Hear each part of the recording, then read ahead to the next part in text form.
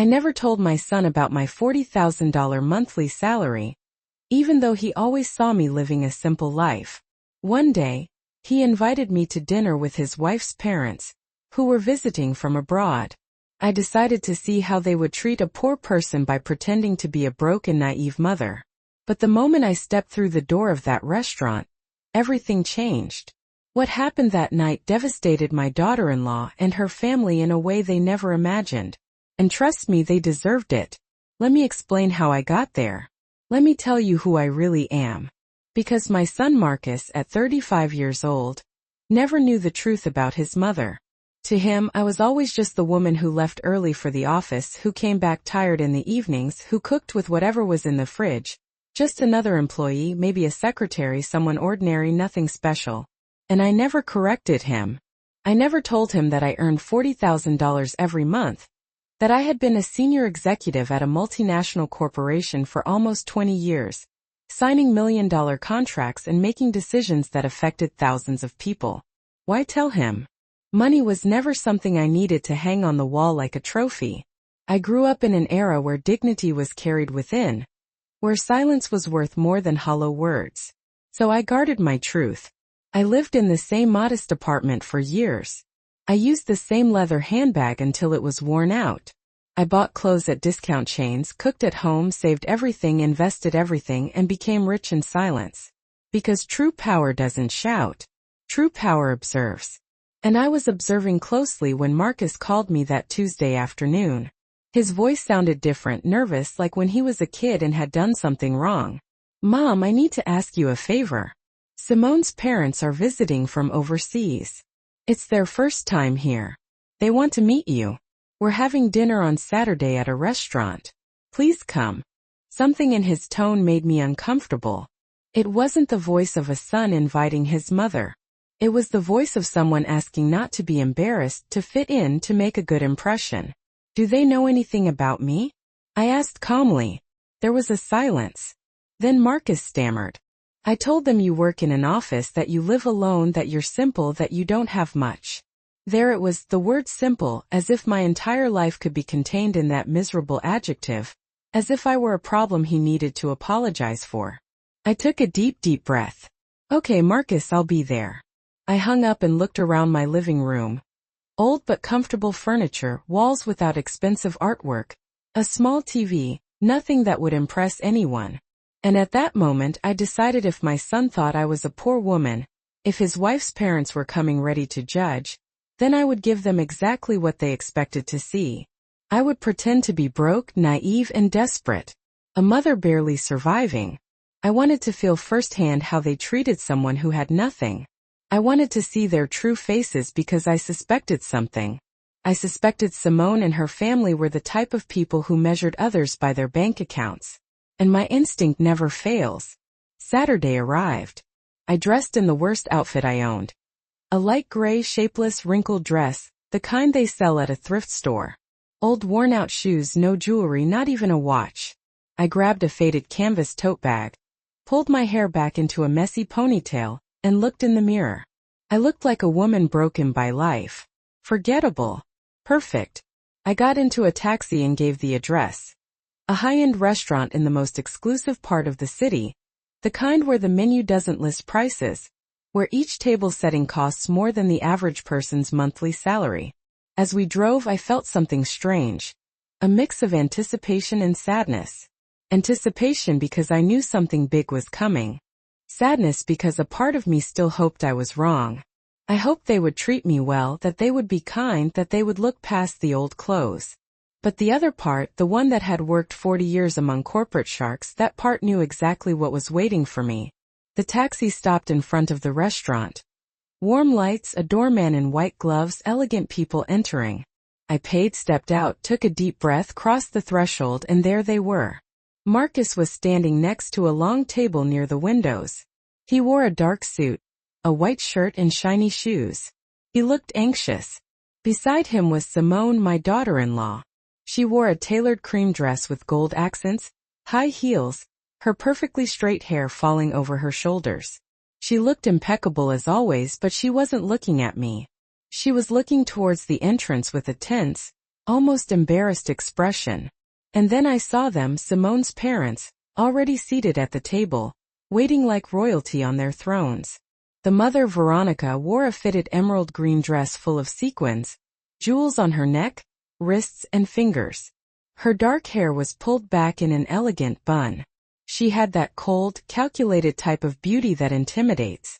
Beside her was Franklin, her husband, an immaculate gray suit, a giant watch on his wrist, a serious expression. Both looked like they had stepped out of a luxury magazine. I walked toward them slowly with short steps, as if I were afraid. Marcus saw me first and his face changed. His eyes widened. He looked me up and down. I noticed him swallow. "Mom, you said you'd come." His voice sounded uncomfortable. "Of course, son, here I am." I smiled timidly, the smile of a woman unaccustomed to such places. Simone greeted me with a quick kiss on the cheek. Cold, mechanical. "Mother-in-law, it's nice to see you." Her eyes said the opposite. She introduced me to her parents in a strange, almost apologetic tone. "Dad, Mom, this is Marcus's mother." Veronica looked up, studied me, and in that instant I saw everything. The judgment, the disdain, the disappointment. Her eyes scanned my wrinkled dress, my old shoes, my canvas tote. She didn't say anything at first, just extended a hand, cold, quick, and weak. "Pleasure." Franklin did the same. A weak handshake, a false smile. Charmed. I sat down in the chair at the end of the table, the one furthest from them, as if I were a second-class guest. No one helped me pull out my chair. No one asked if I was comfortable. The waiter arrived with the elegant, heavy menus written in French. I opened mine and pretended not to understand anything. Veronica watched me. "Do you need help with the menu?" she asked with a smile that didn't reach her eyes. "Yes, please." I don't know what these words mean. My voice came out small, timid. She sighed and ordered for me. "Something simple. Something that doesn't cost too much. We don't want to overdo it." The phrase hung in the air. Franklin nodded. Marcus looked away. Simone played with her napkin. No one said anything. And I just watched. Veronica started talking first about general things, the journey from abroad, how tiring the flight was, how different everything was here. Then she subtly began to talk about money. She mentioned the hotel where they were staying, $1,000 a night. She mentioned the luxury car they had rented, obviously. She mentioned the stores they had visited. We bought a few things. Nothing major, just a few thousand. She spoke, looking at me, expecting a reaction, expecting me to be impressed. I just nodded. "How nice," I said. "That's lovely." She continued. "You know, Layla, we've always been very careful with money. We worked hard. We invested well. Now we have properties in 3 countries. Franklin has major businesses and I oversee our investments." She smiled a smile of superiority. "And you, what exactly do you do?" Her tone was sweet but venomous. "I work in an office," I replied, lowering my gaze. "I do a little bit of everything. Paperwork, filing, simple things." Veronica exchanged a look with Franklin. "Ah, I see. Administrative work. That's fine. It's honest. All jobs are dignified, right?" "Of course," I replied. The food arrived. Enormous plates with tiny portions, all decorated like art. Veronica cut her steak with precision. "This costs $80, she said. "But it's worth it. Quality is worth paying for. One can't just eat anything, right?" I nodded. "Of course you're right." Marcus tried to change the subject, talking about work and some projects. Veronica interrupted him. "Son, does your mother live alone?" Marcus nodded. "Yes, she has a small apartment." Veronica looked at me with feigned pity. "It must be difficult, isn't it, living alone at your age without much support? And does your salary cover everything?" I felt the trap closing. I barely replied. "But I manage. I save where I can. I don't need much." Veronica sighed dramatically. "Oh, Layla, you are so brave. Truly, I admire women who struggle alone. Although, of course, one always wishes to give our children more, to give them a better life. But oh well, everyone gives what they can." There was the subtle but deadly blow. She was telling me I hadn't been enough for my son, that I hadn't given him what he deserved. that I was a poor, insufficient mother. Simone was looking at her plate. Marcus was clenching his fists under the table, and I just smiled. Yes, you're right. Everyone gives what they can. Veronica continued. We always made sure Simone had the best. She went to the best schools, traveled the world, learned 4 languages. Now she has an excellent job, earns very well. And when she married Marcus, well, we helped them quite a bit. We gave them money for the down payment on the house. We paid for their honeymoon because that's just who we are. We believe in supporting our children. She looked at me intently. And were you able to help Marcus with anything when they got married? The question floated like a sharp knife. Not much. I replied. I gave them what I could. A small gift. Veronica smiled. How sweet. Every detail counts, right? The amount doesn't matter. The intention is what's important. And right then I felt the rage begin to stir within me.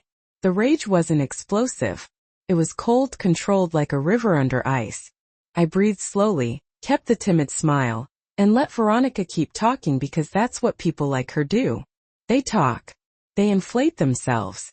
They show off. And the more they talk, the more they reveal themselves, the more they expose the emptiness inside. Veronica took a sip of her glass of red expensive wine, swirling it in her hand as if she were an expert. This wine is from an exclusive region in France. It costs $200 a bottle, but when you know quality you don't skimp. Do you drink wine, Layla? Only on special occasions. I replied. And usually the cheapest one. I don't understand much about these things. Veronica smiled condescendingly. Oh, don't worry. Not everyone has a trained palate. That comes with experience, with travel, with education. Franklin and I have visited vineyards in Europe, South America, and California. We are quite knowledgeable. Franklin nodded. It's a hobby, something we enjoy. Simone is learning too. She has good taste. She inherited it from us. He looked at Simone with pride. Simone offered a weak smile. Thanks, Mom. Veronica turned to me. And you, Layla, do you have any hobbies? Anything you enjoy doing in your free time? I shrugged. I watch television, cook, walk in the park, simple things. Veronica and Franklin exchanged another look. A look loaded with meaning, with silent judgment. How lovely, Veronica said. Simple things have their charm too. Although of course one always aspires to more, right? To see the world, to experience new things, to grow culturally. But, well, I understand not everyone has those opportunities. I nodded. You're right. Not everyone has those opportunities. The waiter arrived with dessert. Tiny portions of something that looked like edible art. Veronica ordered the most expensive one. $30 for a piece of cake the size of a cookie. This is delicious, she said after the first bite. It has edible gold on top. See those little golden flakes? It's a detail only the best restaurants offer. I ate my dessert, simpler, cheaper, in silence. Veronica continued. You know, Layla, I think it's important that we talk about something as a family now that we are all here. She looked up. Her expression changed, becoming serious, falsely maternal. Marcus is our son-in-law, and we love him very much. Simone loves him, and we respect that decision, but as parents we always want the best for our daughter. Marcus tensed up. Mom, I don't think this is the time. Veronica raised her hand.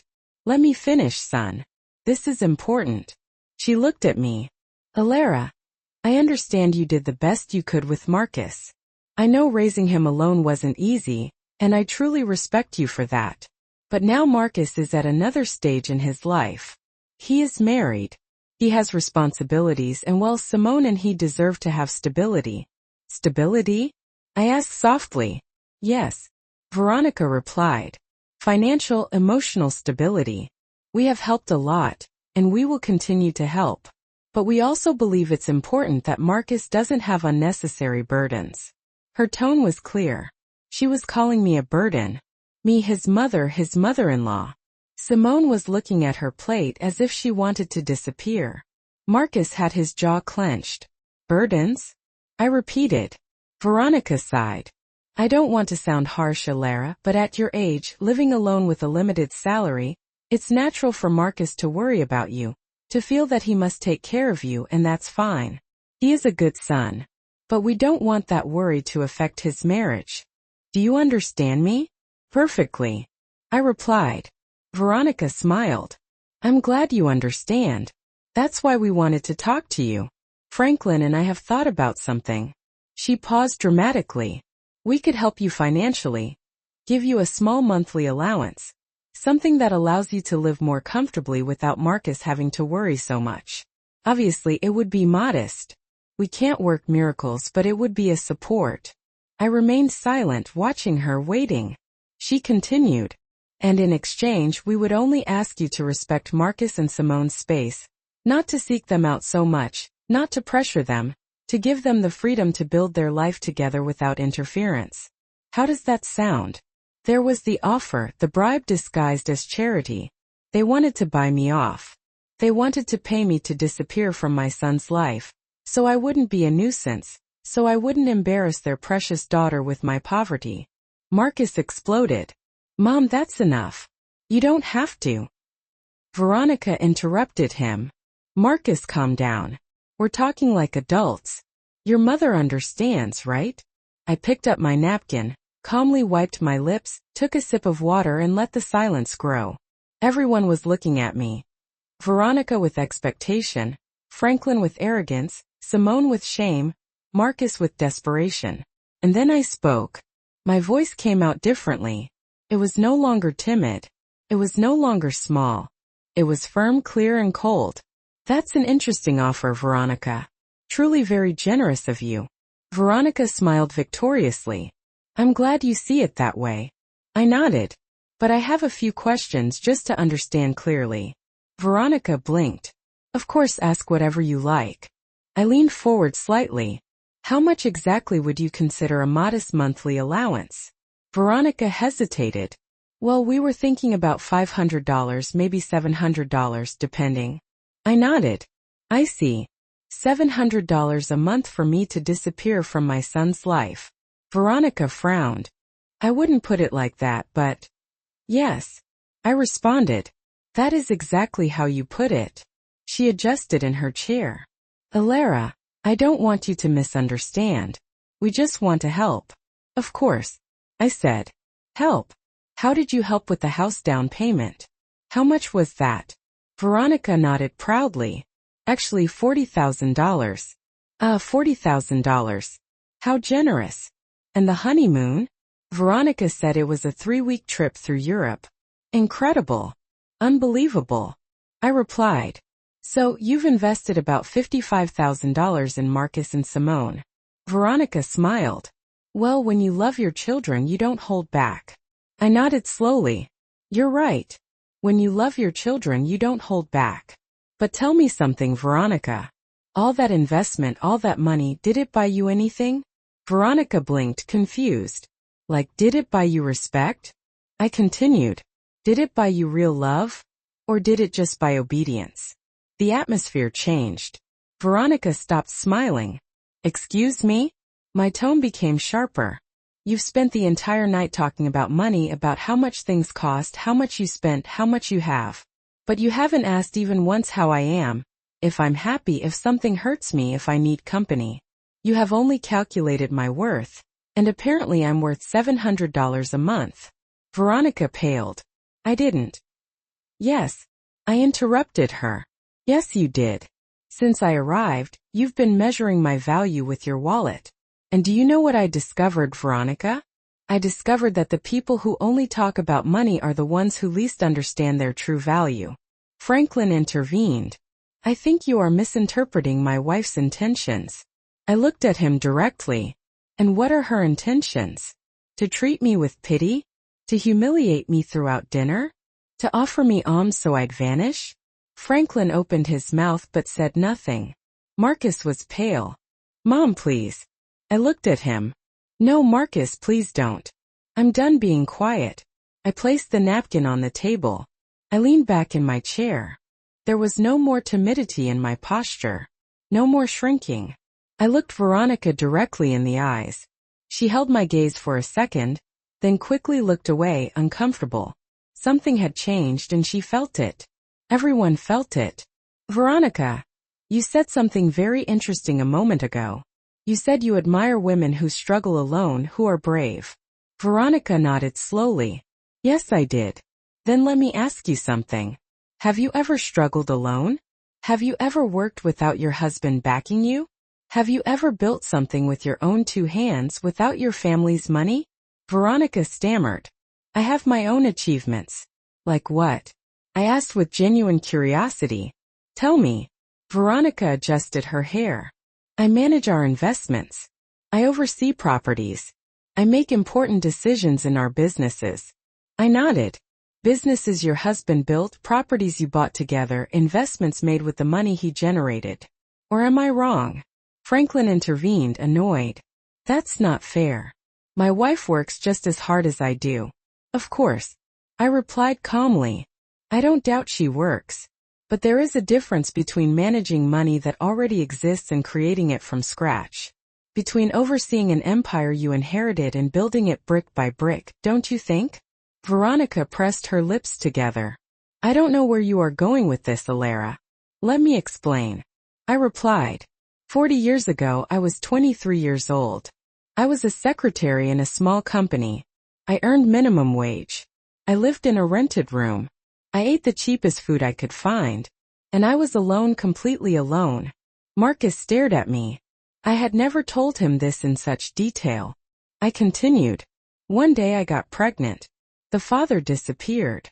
My family turned their backs on me. I had to decide whether to keep going or give up. I chose to keep going. I worked until the last day of my pregnancy. I went back to work 2 weeks after Marcus was born. A neighbor took care of him during the day. I worked 12 hours a day. I paused and drank some water. No one spoke. I didn't stay a secretary. I studied at night. I took courses. I learned English at the public library. I learned accounting, finance, administration. I became an expert in things no one taught me. All on my own. All while raising a child alone. All while paying rent, food, medicine, and clothes. Veronica was staring at her plate. Her arrogance was starting to crumble. And you know what happened, Veronica? I climbed up little by little, from secretary to assistant, from assistant to coordinator, from coordinator to manager, from manager to director. Took me 20 years. 20 years of non-stop work, of sacrifices you can't even imagine. But I did it. And do you know how much I earn now? I asked. Veronica shook her head. $40,000 a month. The silence was absolute. As if someone had hit a pause button on the universe. Marcus dropped his fork. Simone's eyes went wide. Franklin frowned in disbelief. And Veronica froze, her mouth slightly open. I repeated. Every month for almost 20 years. That's almost $10 million in gross income over my career. Not counting investments, not counting bonuses, not counting company stock. Veronica blinked several times. No, I don't understand. You earn $40,000 a month? That's right. I replied calmly. I am the regional director of operations for a multinational corporation. I oversee 5 countries. I manage budgets of hundreds of millions of dollars. I make decisions that affect more than 10,000 employees. I sign contracts that you couldn't read without lawyers. And I do it every day. Marcus was pale. Mom, why did you never tell me? I looked at him tenderly. Because you didn't need to know, son. Because I wanted you to grow up valuing effort, not money. Because I wanted you to become a person, not an heir, because money corrupts and I wasn't going to let it corrupt you. But then, Simone whispered, why do you live in that small apartment? Why do you wear simple clothes? Why don't you drive a luxury car? I smiled. Because I don't need to impress anyone. Because true wealth isn't shown off. Because I learned that the more you have, the less you need to prove it. I looked at Veronica. That's why I came dressed like this tonight. That's why I pretended to be poor. That's why I acted like a broke and naive woman. I wanted to see how you would treat me if you thought I had nothing. I wanted to see your true colors. And boy, did I see them, Veronica. I saw them perfectly. Veronica was red with shame, rage, and humiliation. This is ridiculous. If you earned so much money, we would know. Marcus would know. Why would he believe you are poor? Because I let him. I replied. Because I never talked about my job. Because I live simply. Because the money I earn I invest. I save. I multiply.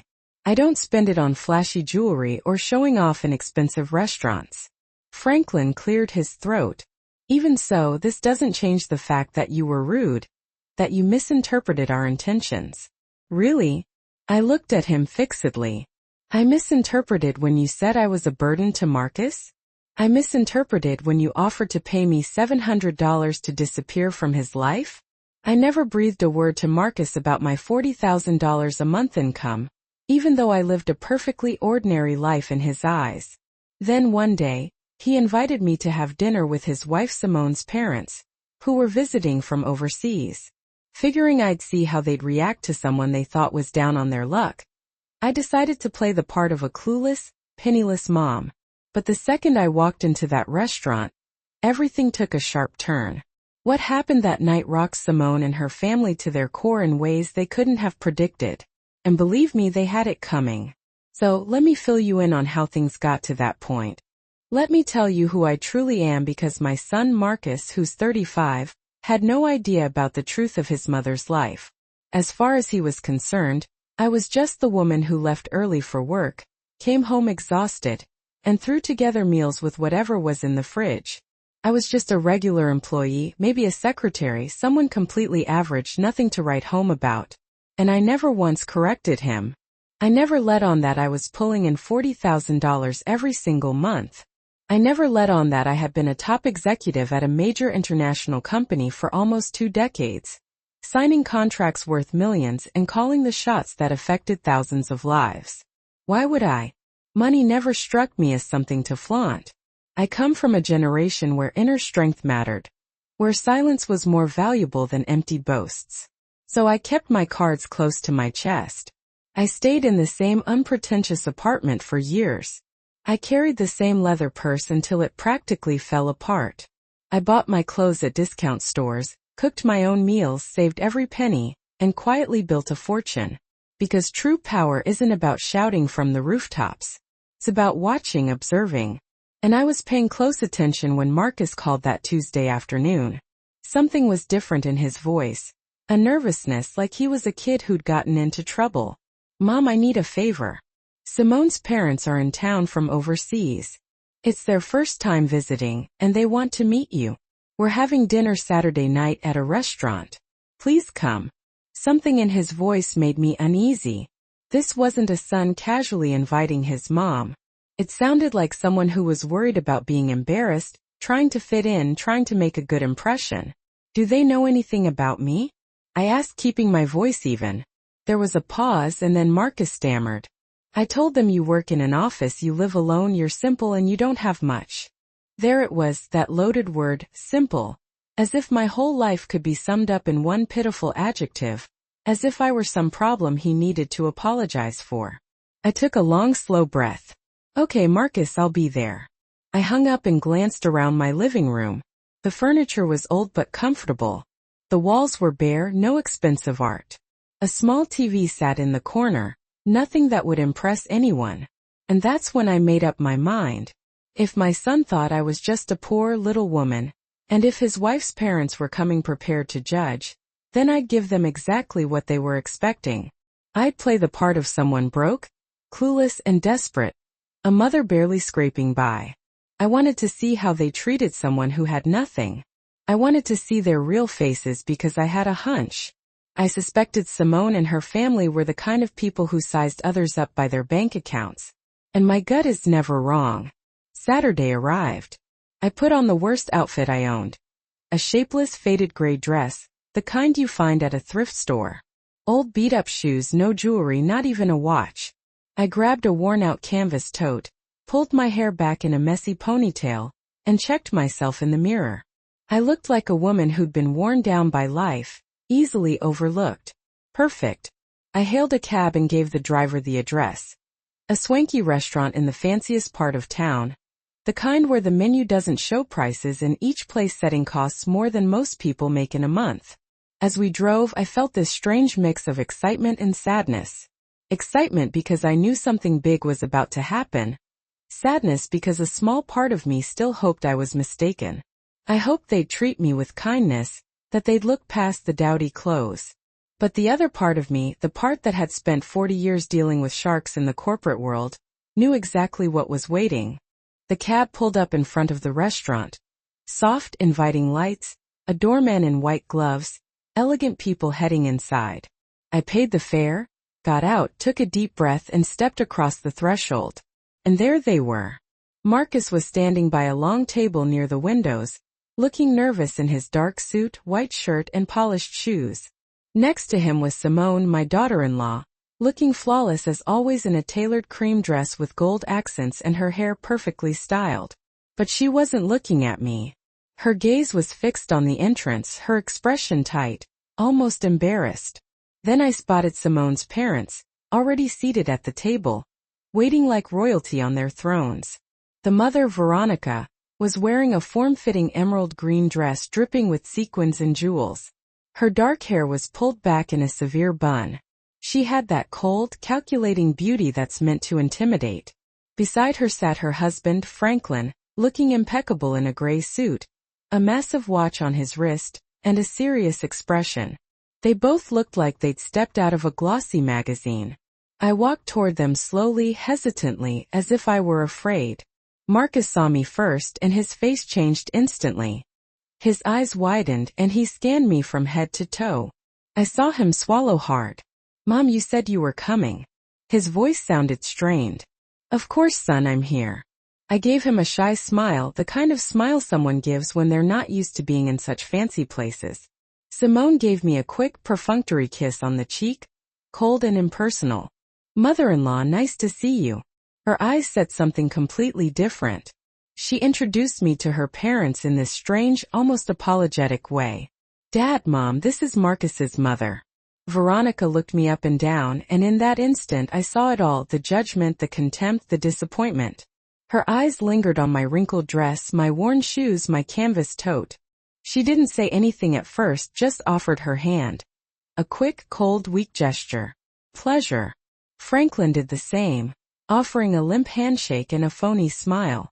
Charmed. I took the chair at the end of the table, the one furthest from them, like I was some second-class citizen. No one bothered to help me with my chair or ask if I was comfortable. The waiter arrived with these fancy, heavy menus written in French.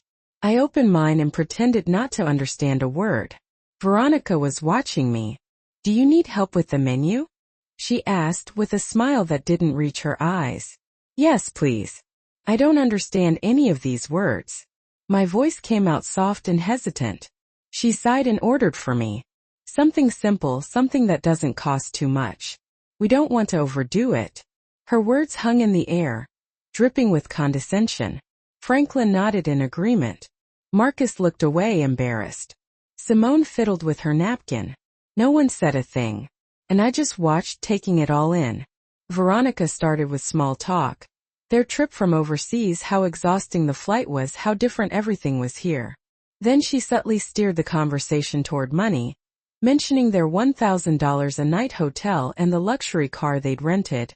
Obviously. Then she mentioned the stores they'd visited. We picked up a few things, nothing major, just a few $1,000s worth, she said, looking at me, expecting me to be impressed. I just nodded politely. "How nice," I said. "It's lovely, you know," she went on. "Layla, we've always been very careful with our money. We worked hard, invested wisely, and now we own properties in 3 different countries. Franklin runs several successful businesses and I manage our investments." She gave me this self-satisfied smile. "And you, what do you do exactly?" Her tone was sweet, but I could hear the venom underneath. "I work in an office," I replied, keeping my eyes down. "I do a bit of everything. Paperwork, filing, simple things." Veronica and Franklin exchanged a knowing look. "Ah, I see. Administrative work. Well, that's fine. It's honest work. All jobs are dignified, right?" "Of course," I agreed. The food arrived, enormous plates with tiny portions, all arranged like works of art. Veronica carefully cut into her steak. "This costs $80, she announced. "But it's worth it. You have to pay for quality. You can't just eat anything, can you? I nodded. Of course you're right. Marcus tried to change the subject, bringing up his work and some projects he was working on, but Veronica cut him off. Son, does your mother live alone? Marcus nodded. Yes, she has a small apartment. Veronica gave me this look of fake sympathy. It must be difficult, living alone at your age without much support. And does your salary cover everything? I felt like I was being cornered. I answered cautiously. I manage. I save where I can. I don't need much. Veronica sighed dramatically. Oh, Layla, you're so brave. I truly admire women who struggle on their own. Of course, we all want to give our children the best possible start in life, but well, everyone gives what they can. There it was, the subtle dig that cut like a knife. She was saying that I hadn't done enough for my son, that I hadn't given him what he deserved, that I was a poor, inadequate mother. Simone was staring at her plate. Marcus was clenching his fists under the table, but I just smiled. Yes, you're right. Everyone gives what they can. Veronica continued, oblivious. We always made sure Simone had the best of everything. She went to the best schools, traveled the world, and learned 4 languages. Now she has a fantastic job and she's doing very well. And when she married Marcus, well, we helped them out a lot. We gave them the money for the down payment on their house. We paid for their honeymoon because that's just who we are. We believe in supporting our children. She looked directly at me. And were you able to help Marcus with anything when they got married? Her question hung in the air like a challenge. Not much. I admitted. I gave them what life. I totally misread every single condescending jab about what I was wearing, my job, my whole existence. Franklin didn't say a word. Veronica didn't either. I stood up straight. Everyone's eyes were on me. Let me lay something out for you, something that it's clear no one has ever bothered to mention. Money can't buy you class. It definitely can't buy you a real education. And it sure as heck can't buy you empathy. You might have money, probably a ton of it, but you're lacking in what actually counts. Veronica jumped to her feet, absolutely seething. Oh, and you do? You who spun lies, who tried to trick us, who made us look like complete fools. I didn't make you look like fools. I shot back, cold as ice. You managed that all by yourselves. I just gave you the perfect stage to show everyone exactly who you are, and you nailed it. Simone's eyes were brimming with tears. Mother-in-law, I truly didn't know. I know. I cut her off. You didn't know. But your parents were crystal clear on what they were doing. They knew they were trying to humiliate me, and they were loving every second of it, until they realized that the poor woman they were looking down on actually has more money than they do, and now they're completely lost on what to do with that little tidbit. Veronica was practically shaking. You have absolutely no right. Oh, but I do have every single right, I retorted. Because I happen to be your son-in-law's mother. Because I deserve respect. Not because of my money, not because of my job, but because I'm a human being. Something you completely forgot during this entire dinner. Marcus stood up. Mom, please, let's just go. I gave him a look. Not yet, honey. I'm not quite finished yet. I turned my gaze back to Veronica for one last time. You were so generous with your offer to help me out with $700 a month. Well, let me throw a counter offer your way.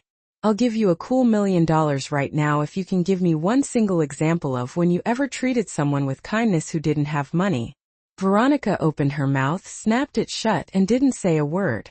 Exactly, I said. You can't, because in your world a person's only worth is what they've got in their bank account. And that's the fundamental difference between you and me. I built my wealth from the ground up, you just spend it. I earned respect, you try to buy it. I have dignity. You have bank accounts. I grabbed my old canvas tote bag. I pulled out a black platinum credit card. I slapped it down on the table right in front of Veronica. This is my corporate card. It has an unlimited spending limit. Go ahead and pay for the entire dinner with a generous tip. Consider it a gift from a broke and naive mother. Veronica looked at the card like it was a venomous snake. Black, shiny, with my name engraved in silver letters. Aller Sterling, Regional Director. Her hand trembled ever so slightly when she picked it up. She flipped it over, gave it a good look, then finally looked back up at me. Her eyes no longer had that superior glint. Now there was something else there, something I never thought I'd see from her fear. "I don't need your money," she said, her voice barely above a whisper. "I know," I replied. "But I didn't need your pity either. And yet you were offering it to me all night long. So take this as a gesture of courtesy or good manners, something you clearly didn't pick up despite all your fancy trips through Europe." Franklin tapped the table lightly. "Enough. This has completely spiraled out of control. You're being disrespectful to us." "Respect," I repeated. "How interesting that you're using that word now. Where was your respect when your wife was practically interrogating me about whether my salary was enough to live on? Where was it when she suggested I was a burden on my own son? Where was it when she tried to buy me off so I'd just disappear?" Franklin's jaw tightened. "Veronica was just trying to help." "I think you mean Veronica was trying to control," I corrected him. "She wanted to make sure that the poor mother wouldn't tarnish her daughter's perfect image. She wanted to eliminate the weak link in the chain. The problem is she picked the wrong link." I turned my attention to Simone. Her head was bowed low. Her hands were in her lap, visibly shaking. "Simone," I said softly. She looked up, tears streaming down her face. "I'm sorry," she whispered. "I'm so sorry. I didn't know they—" "Let's not finish that sentence," I interrupted her. "Because you did know. Maybe you didn't know about my money, but you knew what your parents are like. You know how they treat people they think are inferior, and you didn't do a damn thing to stop them." Simone started sobbing. I wanted to say something, but they're my parents. "I know," I replied. "And Marcus is my son. And yet, I let him make his own choices. I let him choose his life, his wife, his path, because that's what love is about: freedom, not control, not money, not manipulation." Marcus moved closer to me. "Mom, forgive me. Please forgive me for never asking, for just assuming, for thinking you were—" His voice broke. I pulled him into a hug. "You don't have to apologize, son. I did what I did for a reason. I wanted you to be independent, to value the right things, to not depend on me financially, to build your own life. But you made me feel like I had to protect you. Marcus said that I had to worry about you, that you were fragile." "I know," I replied. "And it wasn't wrong of you to think that, because that's how you learn to care, to worry about others, to be empathetic. Those are lessons that money can't buy." Marcus hugged me tighter. "I'm sorry. I'm so sorry." Veronica was still standing there, stiff as a board, watching the whole scene with a mix of confusion and barely contained rage. "This doesn't change anything," she finally said. "You lied. You deceived us. You came here with hidden intentions. You acted in bad faith." "That's true," I nodded. "I acted. I pretended to be something I'm not. Exactly what you do every single day." "What's that supposed to mean?" Franklin asked. "It means that you hide behind your money, behind your jewelry, behind your trips, behind everything you can buy, but inside you're empty. You don't have deep conversations. You don't have real interests. You have nothing to offer beyond a bank account." Veronica let out a dry, bitter laugh. "Coming from someone who lied all night, that's pretty rich." "Perhaps," I replied. "But my lie exposed the truth. Your truth. And now you can't hide. Now you know that I saw you, that I felt every single comment, that I stored away every insult disguised as advice, and that I'll never forget it." The waiter approached timidly. "Excuse me, would you like anything else?" Franklin shook his head abruptly. "Just the check." The waiter nodded and disappeared. Veronica sat back down, defeated. Her posture was no longer elegant. It was the posture of someone who had just lost something important. And it wasn't money. It was power. "Era," she said in a softer, less aggressive voice. "I don't want this to ruin the relationship between our families. Marcus and Simone love each other. They have a life together. We can't let this—" "Let this what?" I interrupted her. "Let this ruin your plans? Let this expose what you really think? It's way too late for that, Veronica. The damage is done." "But we can fix it," she insisted. "We can start over." "No," I cut her off firmly. "We can't, because now I know who you are and you know who I am. And that truth can't be erased with empty apologies or fake smiles. You treated me like trash and you did it with pleasure because you thought you could get away with it. Franklin cleared his throat. You were the one who came here lying. You provoked this whole situation. You're right, I nodded. I provoked it because I needed to know. I needed to confirm what I already suspected. That you are not good people. That your money doesn't make you better. That you are exactly the kind of people who despise others for not having the same things. Veronica wiped away a tear. We are not bad people. Maybe not, I replied. But you are definitely not good, and there's a huge difference between those two things. The waiter returned with the check and placed it in the center of the table. No one touched it. Veronica looked at my black card still in her hands, then looked back at me. I'm not going to use your card, she said. We'll pay our own bill as we always do. Perfect, I replied. Then keep that card as a souvenir, as a reminder that not everything is as it seems, that the woman you scorned all night has more than you'll ever have. And I'm not just talking about money. Veronica put the card back down on the table. I don't want it. I don't want your moral lecture either. I pushed it back toward her. Keep it anyway because something tells me you'll need it. Someday you'll run into someone like me, someone who pretends to be less than they are, and you'll make the same mistake again because people like you never learn. Franklin took out his wallet, pulled out several credit cards, all gold, all shiny. He chose one and put it on the check. The waiter took it and left. No one spoke during those waiting minutes. The silence was thick, uncomfortable, and heavy. Simone was crying quietly. Marcus was holding my hand. Veronica was staring at the wall. Franklin was checking his phone to avoid eye contact. The waiter returned again. Sir, your card was declined. Franklin looked up abruptly. How was it declined?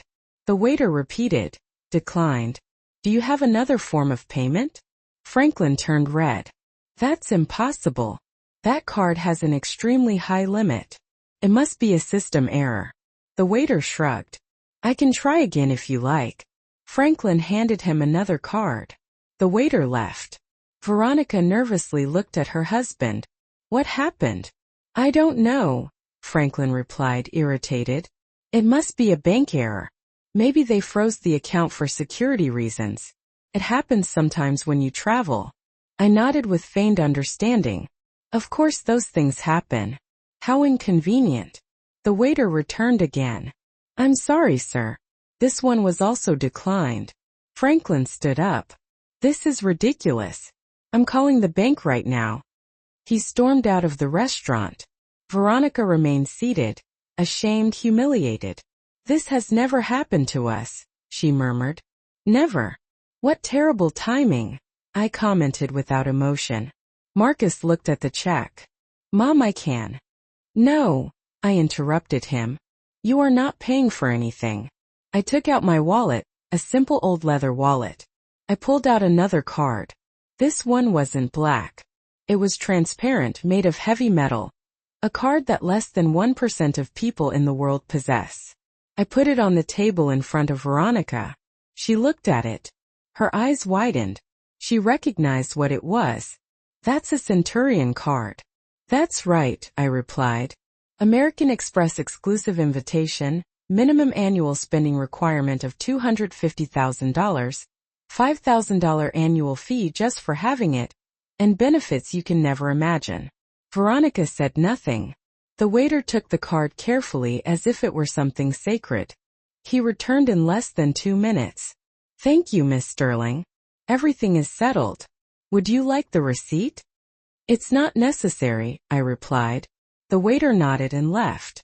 Veronica continued looking at the space where the card had been. I stood up, took my old wallet, my canvas tote, and looked at Veronica one last time. The dinner was delicious.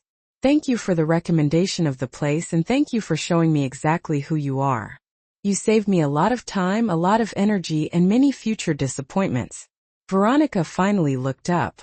Her eyes were red, not from crying, but from contained rage. This doesn't end here, she said, her voice trembling. You can't just humiliate us and walk out as if nothing happened. Simone is our daughter. Marcus is our son-in-law. We will still be family. You will have to see us. You are right. I smiled. I will have to see you at birthdays, Christmases, and family gatherings. But now I will see you differently. I will no longer wonder what you think of me. I already know. And you will know that I know. And you will live with that.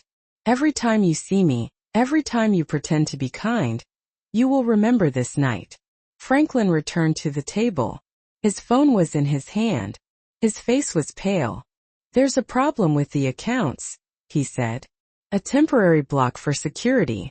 It will be resolved tomorrow. He looked at the table. Did they pay already? Yes, Veronica replied without looking at him. She paid. Franklin looked at me. His pride was shattered. Thank you, he murmured. It was barely audible. You're welcome, I replied. That's what family is for, isn't it? To help each other, especially when someone needs a small allowance, say $700 or in this case $800, which is what this dinner cost. Franklin closed his eyes. Veronica clenched her fists in her lap. Marcus approached. Mom, let's go, please. It's enough. I looked at him. You're right. It is enough. I turned to Simone. She was still crying quietly. Simone, I said softly. She lifted her head. You are not to blame for how your parents are. No one chooses their family, but you do choose how you act, how you treat others, how you will raise your own children someday. Simone nodded through her tears. I'm sorry, she whispered again. Don't apologize again, I told her. Just learn. Learn that money does not define people. That humility is not weakness. That respecting others costs nothing. And that if you ever have children, teach them to see the heart of people, not their bank account. Simone sobbed harder. Marcus hugged her. Veronica looked away. Franklin checked his phone again, avoiding all eye contact. I headed for the exit. I took a few steps, then stopped and turned around one last time. Veronica, one more thing. She looked at me. Do you remember when you said you speak 4 languages? Veronica frowned. What does that have to do with anything? Just curious, I replied. In which of those 4 languages did you learn to be kind?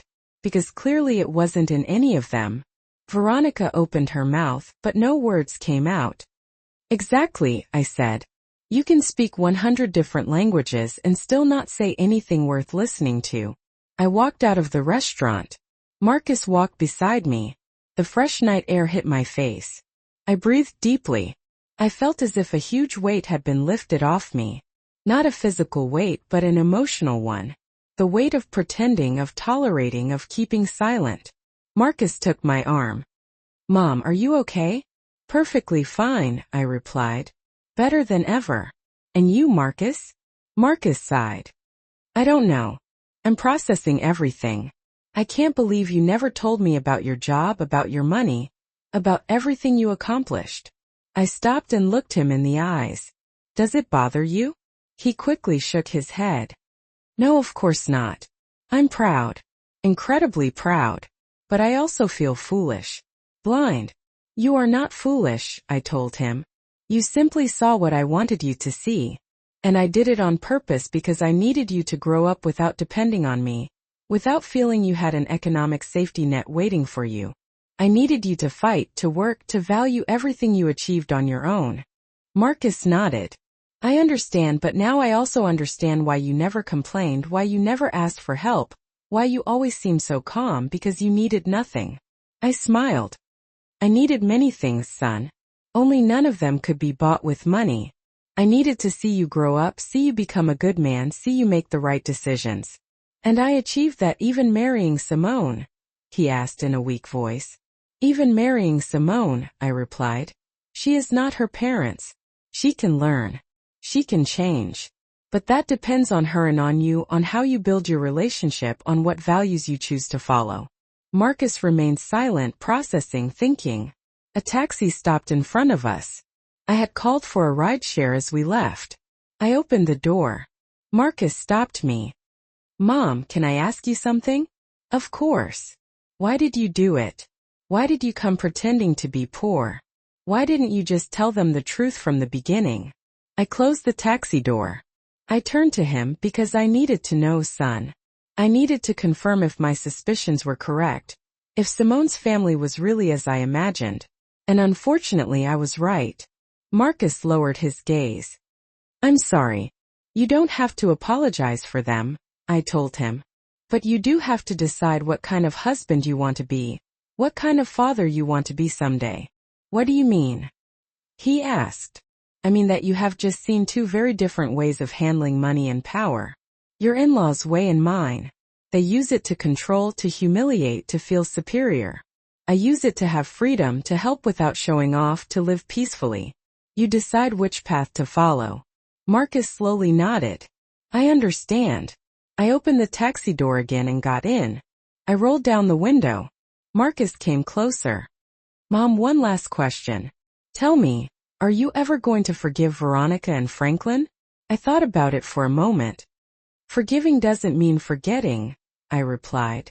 Nor does it mean allowing it to happen again. I might forgive them someday when I see a real change, when they start seeing people as people, not as numbers. But until then, I will simply be polite, distant, and extremely cautious. And me? Marcus asked. Do you forgive me for not asking, for assuming, for allowing this dinner to happen? I looked at him tenderly. Son, there is nothing to forgive. You did what you thought was right. You wanted your family to meet. That is beautiful. What happened afterward was not your fault. It was theirs and a little bit mine too, because I decided to play their game. Marcus smiled weakly. You won. I won. I nodded. But I don't feel victorious. I feel tired and sad because I confirmed something I didn't want to confirm. That some people will never change. That some families are broken even if they have money. That there are voids no bank account can fill. The taxi driver cleared his throat. Ma'am, should we go? Yes, I replied. Give me 1 second. I looked at Marcus one last time. Go to Simone. Talk to her. Listen to her. Support her. But also be honest. Tell her how you felt tonight. Tell her what you expect from her family and from her. Because if you don't establish boundaries now, this will happen again and again. I will, Marcus promised. I love you, Mom. And I mean it more now than ever, because now I know who you really are, and you are incredible. I smiled. I love you too, son. I always have. I always will. No matter how much money I have or don't have, because love has no price. And that is a lesson Veronica and Franklin will never learn. Marcus stepped away from the taxi. I gave a signal to the driver. Can we go? The taxi started. I looked out the window. I saw Marcus walking back toward the restaurant, his shoulders slumped, thoughtful. He was probably going back to find Simone, to face his in-laws, to have difficult conversations. And I felt proud because that meant he was maturing. He was learning. He was choosing to be better than the example he had just witnessed. The taxi sped through the city's illuminated streets. I closed my eyes and thought about everything that had happened, every word, every look, every moment of tension. And I wondered if I had done the right thing, if I had been too harsh, too cruel, too vengeful. But then I remembered every disguised insult, every condescending comment, every look of disdain, and I knew that no, I hadn't been any of those things. I had simply been honest. Finally, the taxi was crossing the empty streets of the night. The lights of the buildings flashed quickly past the window. I opened my old canvas tote and took out my phone. A simple phone, nothing ostentatious, nothing attention-grabbing. I had 3 unread messages. One from my assistant asking about a Monday meeting. Another from a colleague congratulating me on a closed contract, and one from an unknown number. I opened the unknown message. It was from Simone. Mother-in-law, please forgive me. I didn't know my parents would be like that. I am ashamed. I need to talk to you, please. I looked at the message for a long time. I thought about responding. Then I decided not to. No, she still needed time. She needed it too. Words rushed out of guilt rarely mean anything real. True changes take time, reflection, and consistent action. I put the phone aside. The taxi driver looked at me through the rearview mirror. Excuse me for asking, ma'am. Is everything okay? I looked up at him. Yes, everything is fine. Why? Well, you got in very quietly, and normally the people who come out of that restaurant are happy talking about how delicious the dinner was. You came out as if you had been in a war. I smiled slightly. Something like that. Was it that obvious? He shrugged. I've been driving a cab for 20 years. I've seen it all. Drunk people, people fighting, couples breaking up, families arguing. And you have that look of someone who just said something they've been keeping inside for years. You're perceptive, I told him. It's my job, he replied. Plus it helps pass the time. Do you want to talk about it? You don't have to, but sometimes it helps to tell things to a stranger, someone who isn't going to judge you, someone who doesn't know you. I thought about his offer. It was tempting, but I shook my head. Thank you, but I think I've talked enough for today. He nodded. I understand, but let me tell you something. Whatever happened in there, you did the right thing. I know because you are calm. You are not crying. You are not screaming. You are processing. And that means you spoke your truth, and the truth always brings peace, even if it hurts. His words surprised me. He was an older man, maybe 60 years old, with gray hair and working hands. A simple man like the one I pretended to be. Do you believe in the truth? I asked him. I believe in honesty, he replied. Not always the absolute truth, because the truth changes depending on who tells it. But honesty doesn't. Honesty is saying things the way you feel them without masks, without lies, even if it hurts, even if it makes things awkward, even if it costs you something. I nodded. You're right. My wife always told me I was too direct, he continued. That I said things without a filter, that I hurt people without meaning to. And maybe she was right. But she also told me that she never doubted me because she knew that what came out of my mouth was real. Not calculated, not manipulated, just real. I smiled. She sounds like a good woman. She was, he replied. She died 5 years ago.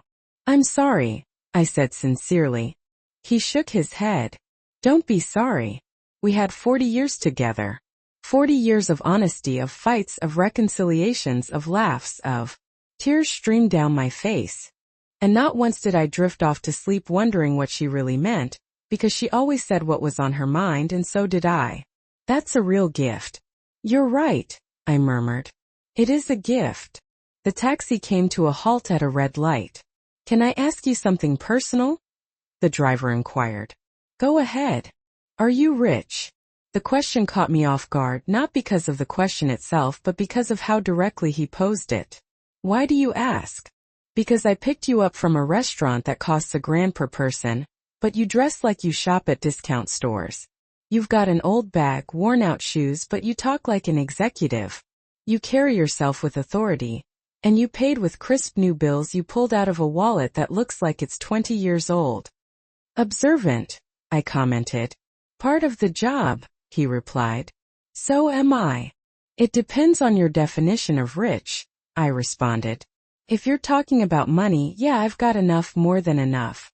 If you're talking about happiness, I've also got peace of mind, good health, a son I adore, work I'm passionate about. That makes me rich in many ways. He nodded, satisfied. I knew there was something. Truly rich people don't need to flaunt it. The light turned green. The taxi pulled forward. And what went down at that fancy restaurant? He asked. If you don't mind me asking.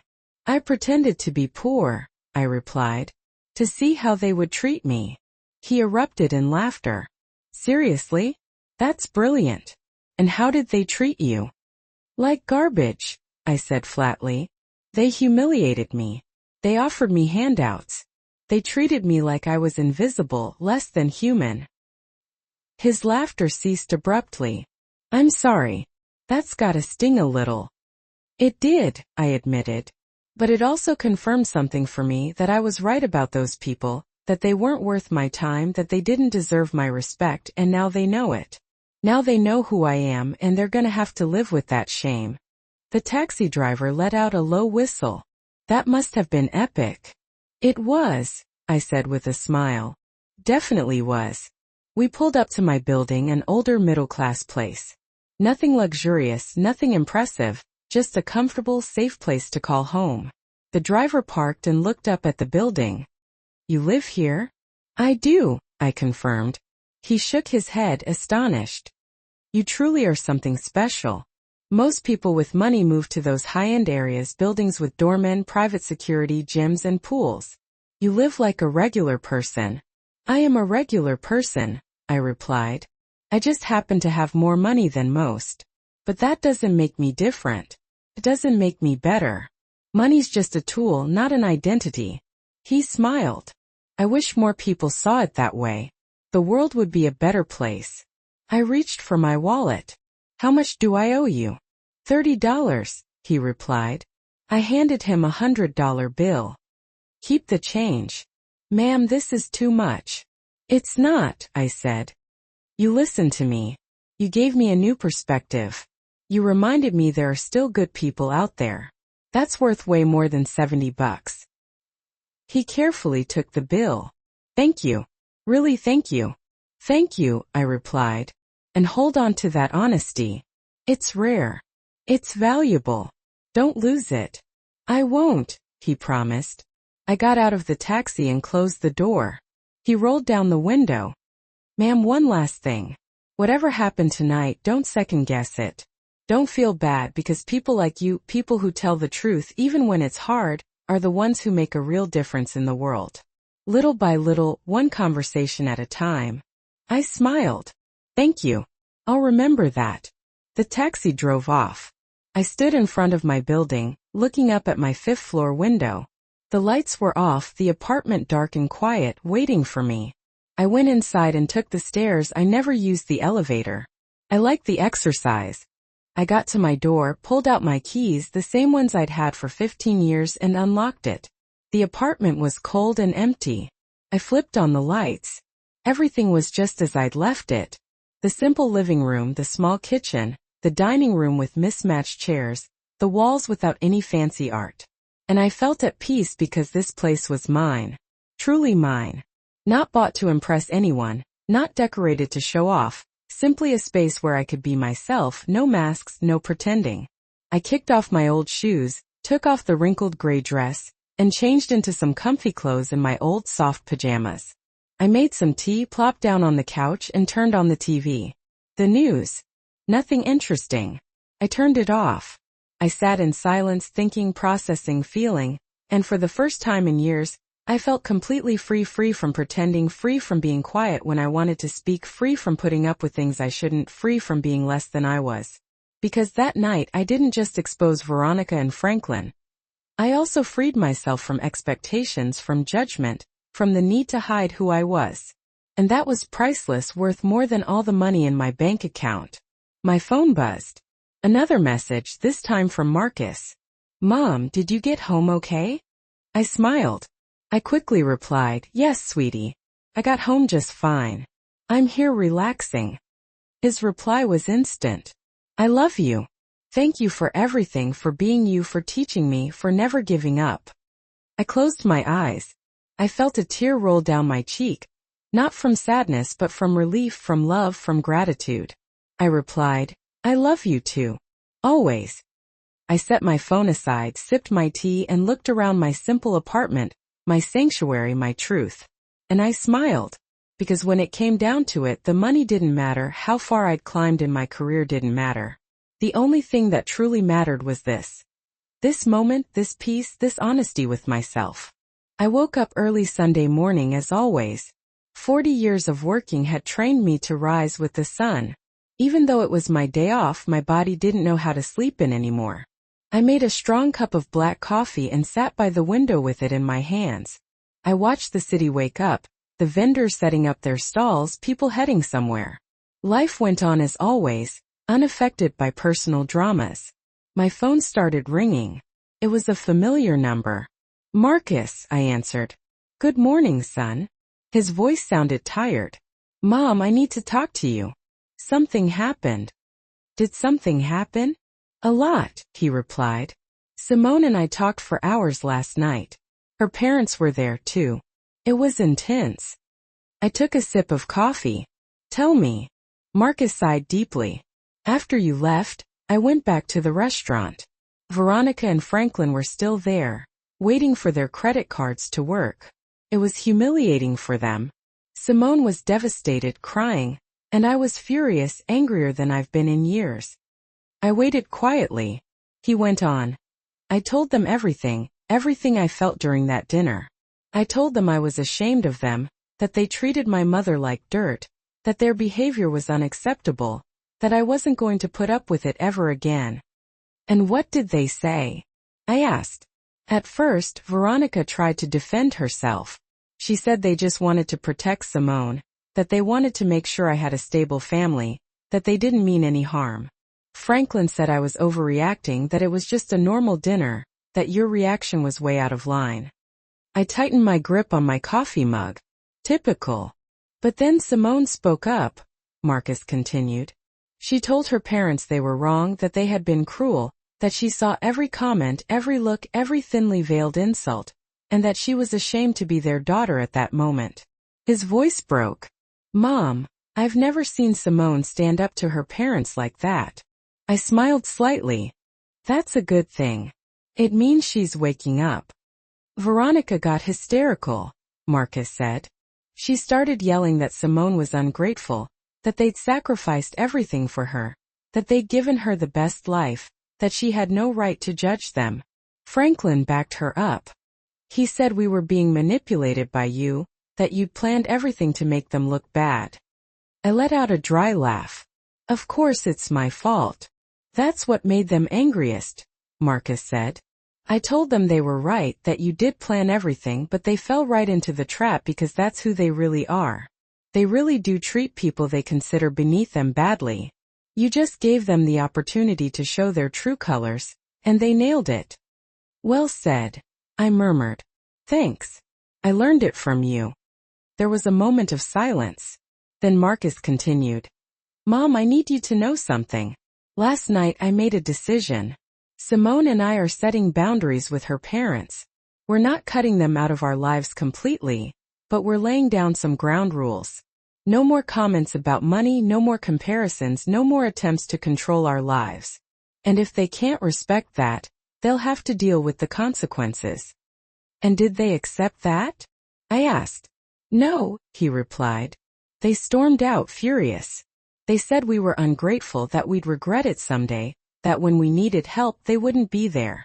Franklin said he was reconsidering his will. Veronica said Simone had chosen the wrong family. I shook my head. Emotional blackmail. The last resort of people who have no valid arguments. Exactly, Marcus said. But it didn't work. Simone stood her ground and so did I. They left the restaurant without saying goodbye, without even looking back. And honestly, Mom, I felt a sense of relief, like a huge weight had been lifted off my shoulders. That's because it had. I told him. You lifted the weight of living under their expectations, under their control. Now you're free to build your life the way you want, not the way they dictate. Thank you, Mom, Marcus said, his voice full of emotion. Thank you for what you did last night. I know it was hard. I know it was awkward, but we needed to see it. I needed to see who they really were. And Simone needed to see that there's another way to live, a more honest, more authentic way. You're welcome, son. I just did what I thought was right. There's something else, Marcus said. Simone wants to come see you. She wants to apologize in person.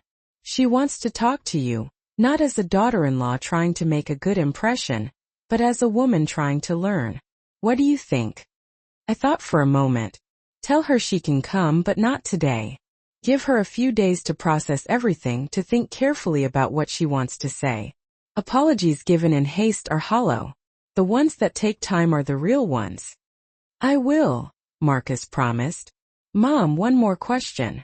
How are you doing after all this? How are you feeling? I looked out the window. The sun was fully up now. The day had officially begun. I'm fine, I replied. Better than fine. I'm at peace because I finally said everything I needed to say, and I don't regret any of it. I'm glad to hear that, Marcus said. I love you. I love you too. Get some rest. I'll see you soon. I hung up the phone, finished my coffee, and stood up. I decided to do something I hadn't done in a long time. Go for a walk without any real purpose, just walking and thinking. I got dressed in some comfortable clothes. Old jeans, a simple top, worn-out sneakers. I grabbed my keys and headed out. The streets were bustling with life. Families strolling, kids running around, couples holding hands, vendors selling food. The aroma of fresh bread filled the air. I walked through the nearby park and sat down on a bench, watching the people go by, and I realized something. Most of these people probably didn't have much money. They were making ends meet, working hard and struggling every day. But they were smiling, hugging each other, and enjoying the moment. And then I thought about Veronica and Franklin with all their money, their properties, their trips, their jewels. Were they really happy? Or were they just busy trying to prove something, trying to fill a void with material things, trying to buy value, respect, and love? Things that could never be bought. An elderly woman sat down next to me. "Good morning," she said with a smile. "Good morning," I replied. "Beautiful day, isn't it?" She commented. "It is," I agreed. She took some bread out of her bag and started feeding the pigeons. "I come here every Sunday," she said. "It's my moment of peace before the week gets crazy again." "I understand that," I said. "I needed a moment of peace too." "Difficult week?" she asked. "Something like that," I replied. "More like a difficult night." She nodded knowingly. "Sometimes a single night can change everything." "You're right," I murmured. "May I offer some unsolicited advice?" "Please do," I said with a smile. She gestured toward the pigeons. "Look at those birds. Some are big, some are small, some have pretty feathers, others have scruffy feathers, but they're all eating from the same bread. They're all sharing the same space. None of them thinks they're better than the others." "That's a nice metaphor," I said. "It's not a metaphor," she replied. "It's the truth. Humans are the only animals that create false hierarchies that measure value with external things. Pigeons don't do that. They just live. They just are. We should learn from them." I smiled broadly. "You're absolutely right. I should give classes to some people I know." She laughed. "Oh, child, at my age I don't give classes. I just observe and share what I see. But most people don't listen. They're too busy running, buying, competing, forgetting that in the end we all end up in the same place. With or without money, with or without jewels, with or without properties, we all end up turning to dust." "How philosophical," I commented. "How realistic," she corrected. "I've lived 82 years. I've seen it all. And I can tell you something. The most miserable people I've met were the ones who had the most because it was never enough. They always wanted more. They were always competing. They were always comparing themselves to others. And they died without truly living, without truly loving, without truly being." Her words resonated deeply within me, as if she had touched on something I already knew but hadn't been able to put into words. "Thank you," I told her, "for sharing that." She patted my hand. "You're welcome, child. And remember, it doesn't matter how much you have or don't have. What matters is how you treat others, because that's what remains. That's what transcends. That's the only inheritance worth having." She slowly stood up, put her empty bag away and waved goodbye. "Have a beautiful Sunday." "You too," I replied. I watched her walk away. A small woman, hunched over with age, wearing old clothes and worn shoes, but with more wisdom than all the Veronicas and Franklins in the world combined. And I felt grateful. Grateful for that encounter, for that reminder, for that powerful truth. I stayed on the bench for a while longer, thinking, feeling, processing everything that had happened, and I came to a conclusion. I didn't regret a thing, not a single word, not a single action. Because everything I did that night was necessary. It was liberating. It was honest. And honesty, even when it hurts, is always the right path. 3 days passed before Simone knocked on my door. 3 days of silence, processing, and reflection. When I heard the doorbell ring that Wednesday afternoon, I knew who it was. I opened the door. There she stood without makeup, her hair pulled back in a simple ponytail. Dressed in jeans and a plain top, no jewelry, no high heels. She looked vulnerable, real, different from the woman I had seen at the restaurant. "Mother-in-law," she said softly. "May I come in?" I stepped aside. Please do. She entered slowly, looking around, observing my apartment with new eyes. The simple living room, the old furniture, the walls without any expensive decorations. She sat down on the couch when I gestured to it. I sat across from her, waiting without rushing her, letting her find her words. I don't know where to start, she finally said. Start wherever you feel ready, I replied. She took a deep breath. I came to apologize, but not just with words. I came to explain why my parents are the way they are, and why I stayed silent for so long. I listened in silence. Simone continued, her voice trembling. My parents grew up poor in a small town overseas, without electricity, without running water, working in the fields since they were children. They saw their own parents die young because of lack of medicine, lack of money. They went hungry. They suffered. And they promised themselves they would never be poor again. They would do whatever it took to get out of there. I nodded. I understand. That explains a lot. They worked like animals, Simone continued. They saved every penny. They immigrated, looking for opportunities. Franklin built his business from the ground up, literally from nothing. And when they started making money, they never forgot what it was like not to have it. That's why they talk about it so much. That's why they measure everything by that standard. Because to them, money means survival. It means security. It means never going back to that dark place. It's understandable, I said. Trauma does strange things to people. Simone nodded. But that doesn't excuse how they treated you. I know. And I want you to know that I saw everything. Every comment, every look, every insult. And I stayed silent because that's what I've always done. Staying silent, accepting, letting them control everything, because they taught me that disagreeing with them was a betrayal. It was being ungrateful. But now, she paused. Now I understand I was wrong. That love isn't about control. That family isn't about blind obedience. That I can love them and still disagree with them. Marcus helped me see it. You helped me see it. That night at the restaurant, when you revealed yourself, when you told them everything, it was like a blindfold had been lifted from my eyes. Simone wiped away her tears. I always knew something was wrong. I always felt that the way they valued people was wrong, but I convinced myself it was me, that I was too sensitive, that I didn't understand the world. But you showed me that, no, there's another way to live. A way where money doesn't define your worth, where humility is a strength, where authenticity is wealth. I took a sip of water. Simone, I didn't go there that night to change you. I went to protect myself, to know who I was dealing with. I know, she replied. And I thank you for that, because your brutal honesty saved me. It saved me from becoming my mother, from continuing that cycle, from teaching my future children that people are valued by what they have. I don't want that. I don't want to be that. And your parents? I asked. How are they after all this? Simone sighed. Furious, hurt, humiliated. Veronica hasn't spoken to me in 3 days. Franklin sent me a message saying I'd disappointed him, that I'd chosen strangers over my own blood, that I'd regret it someday. She paused. And you know what's strange? I don't feel bad. I feel free.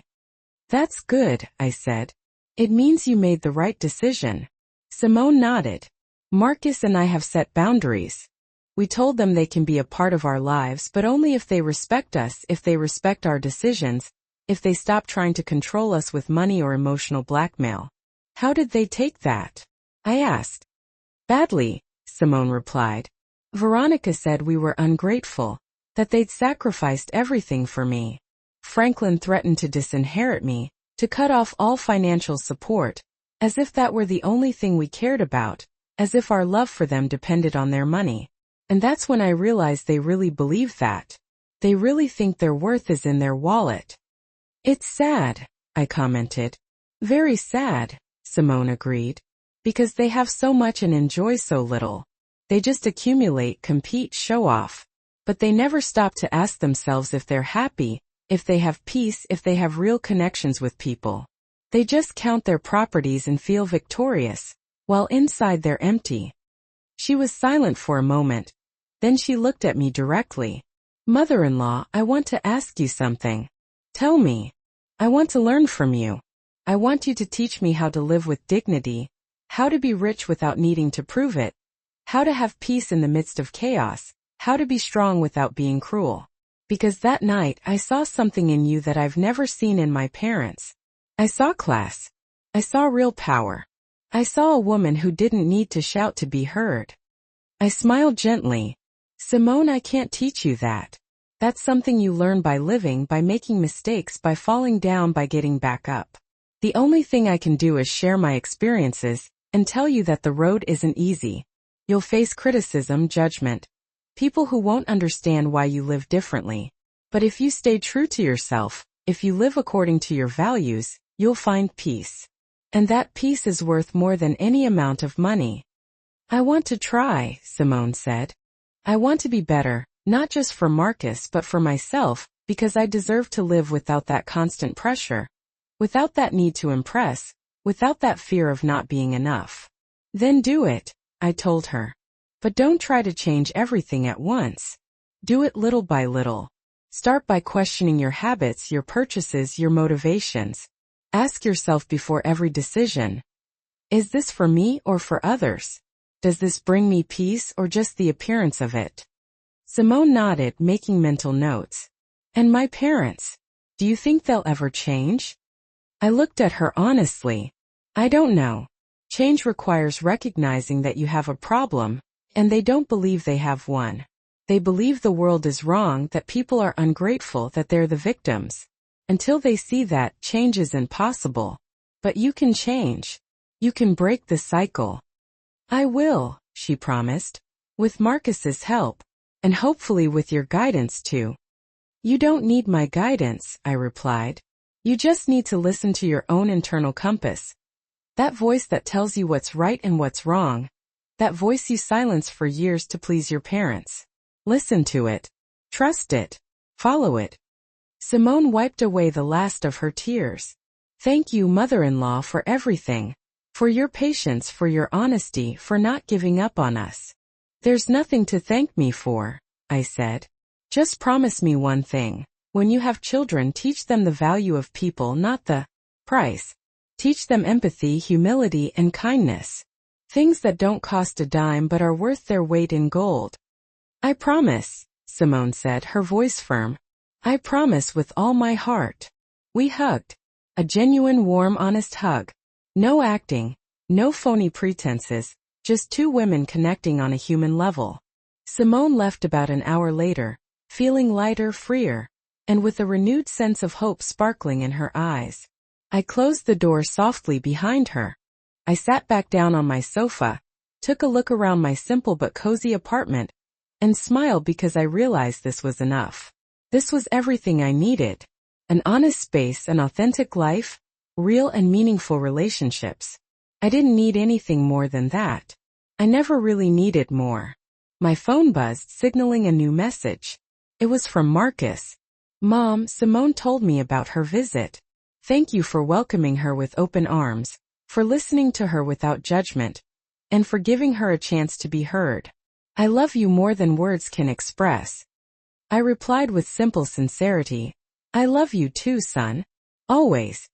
I put my phone down on the coffee table. I sat near the window. I watched the vibrant sunset paint the sky in beautiful shades of orange and pink. And in that peaceful moment, I understood something truly fundamental and profound. Real wealth isn't about the sheer amount of material possessions you have accumulated. It's about how deeply you enjoy what you already have, the profound sense of inner peace you feel, the number of genuine and supportive people who surround you with love, and how many times you can look in the mirror and feel genuinely proud of the person staring back. Veronica and Franklin possessed millions upon millions of dollars. But I had something they didn't, this deep sense of tranquility, this dedication to authenticity, this pure and unwavering love for my amazing son. And that made me infinitely richer and more fulfilled than they could ever hope to be. I vowed to myself that I would never pretend to be poor or lacking again. I simply didn't need to anymore. I had finally learned the valuable lessons I needed to learn. I had seen the essential truths I needed to see, and I had liberated myself from the things I needed to liberate myself from. Veronica and Franklin were free to continue being who they were. rich in monetary wealth, but tragically poor in spirit. But their choices were no longer my burden to carry. I had finally spoken my truth without hesitation. I had clearly set my boundaries without apology. I had fiercely protected my inner peace and well-being. And for the first time in what felt like a lifetime, I didn't have to pretend to be anyone other than who I truly was. I was simply me. A mother, an executive, a woman, a survivor, a fighter, rich in every sense of the word that truly mattered. And that was more than enough. It was everything. Did you enjoy the story? And what city are you tuning in from? Let's connect in the comments section.